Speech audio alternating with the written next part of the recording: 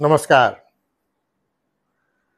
आज मैं आपको एक जैन फ़कीर की कहानी सुनाता हूँ। ये कहानी जैन फ़कीर और सम्राट के नाम से काफ़ी मशहूर है। ज़्यादा मुमकिन है आपने इस कहानी को सुना भी हो। फिर भी मैं इस कहानी को आपको सुनाता हूँ।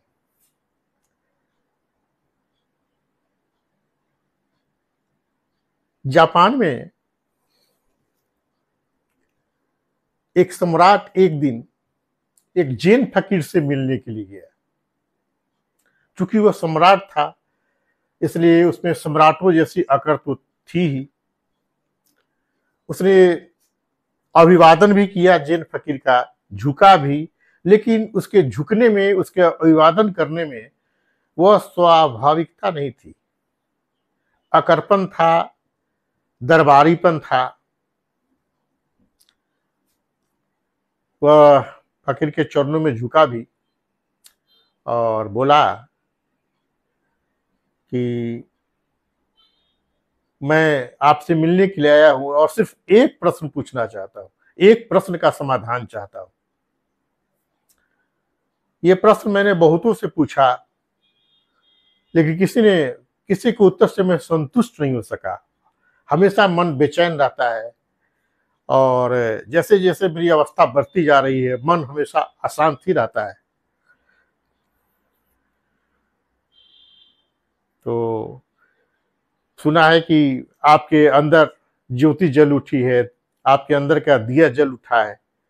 इतनी ख्याति सुनी है मैंने, यह सोचकर मैं आपके पास आया हूँ कि शायद आपके उत्तर हमें संतुष्ट कर सके।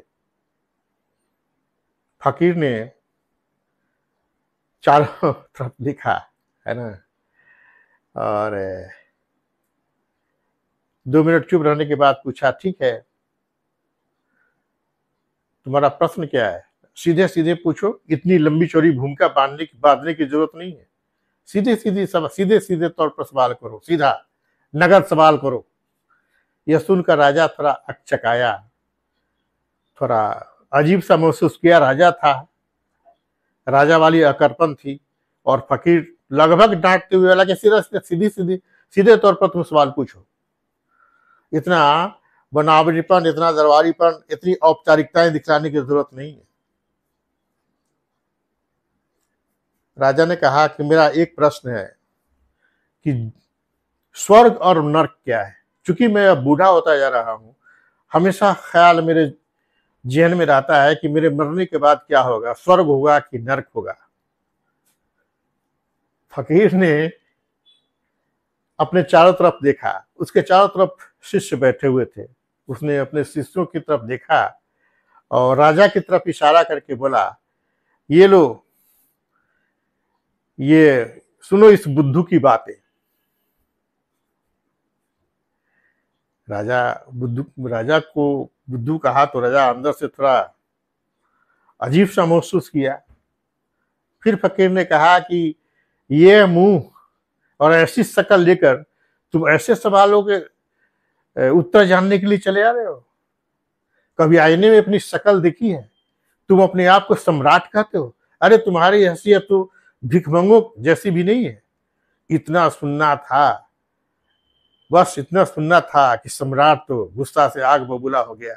म्यान से उसने तलवार खींच ली, नंगी तलवार, और हाथ उठाकर फ़कीर की तरफ देखा। क्षण क्षण भर की देर हो सकती थी। अब या तब तलवार झुकती और फ़कीर का गर्दन धड़ से अलग हो जाता है। उस नंगी तलवार को देखकर फ़कीर हँसने लगा और हँसते हुए कहा, उस नंगी तलवार को देखकर, जबकि राजा आग बबूला था, तलवार खींच लिया था, और उस नंगी तलवार को देखकर फ़कीर हँसने लगा और कहा कि ये खुला तुम्हारे नर्क का द्वार। अचानक ये खुला नर्क का द्वार। ये सुनते ही राजा किम कर्तव्य विमूढ़ हो गया। मूठ पर जो हाथ उसकी पकड़ी हुई तलवार, वो म्यान के अंदर तलवार चली गई। ऐसा यथार्थ उत्तर, अस्तित्वगत उत्तर उसने कभी सुना नहीं था। अपने प्रश्नों का उत्तर उसने बहुत जगह तलाशा, बहुत से मौलवी, बहुत से पंडित, बहुत से पादरी, विद्वानों से इस प्रश्न का उत्तर उसने जानना चाहा, लेकिन सभी ने उसे शास्त्रीय उत्तर दिए, किताबों में पढ़ी पढ़ाई रटी रटाए उत्तर दिए। इस तरह का अस्तित्व का उत्तर उसे कहीं नहीं मिला था। सम्राट को तत्क्षण समझ में आ गई। तलवार उसने म्यान के अंदर डाला और लिपट गया फकीर के चरणों से, लिपट गया फकीर के चरणों से। और जैसे ही फकीर के चरणों में लिपटा, फकीर ने कहा कि लो, ये खुला तुम्हारे स्वर्ग का द्वार। यह था अस्तित्वगत उत्तर। ऐसा अस्तित्वगत उत्तर जो प्राणों को छू जाए, हृदय को स्पर्श कर जाए, आत्मा को संतुष्ट कर दे। उस जैन फकीर ने उस सम्राट को जो उत्तर दिया, उसके आगे कोई सवाल शेष नहीं रह जाता। फिर भी फकीर ने पूछा, कुछ और पूछना है? कुछ और पूछना शेष रह गया है तो पूछो,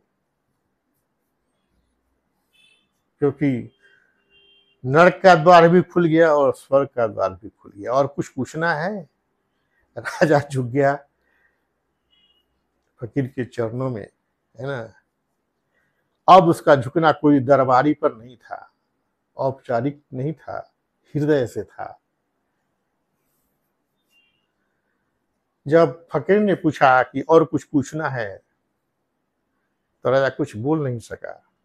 फकीर ने कहा कि स्वर्ग और नरक मरने के बाद नहीं है, स्वर्ग और नरक जीने के ढंग है, जीने की शैलियां हैं। चाहे कोई चाहे तो यही स्वर्ग में रह सकता है, कोई चाहे तो यही नरक में रह सकता है, कोई यह चाहे तो सुबह में स्वर्ग में रह सकता है, शाम में नरक में रह सकता है, कोई चाहे तो क्षण भर में स्वर्ग और क्षण भर में नरक में रह सकता है। ऐसी ही तुम्हारी जिंदगी के साथ घट रहा है, हम सब की जिंदगी के साथ घट रहा है। दोस्तों, दरअसल ये कहानी मैंने ओशो के प्रवचन से ही लिया है। उनके प्रवचनों के शेष भाग मैं इस कहानी के साथ संबद्ध कर रहा हूं। मुझे आशा करता हूं कि ये आपको पसंद आएगी। बहुत बहुत नमस्कार।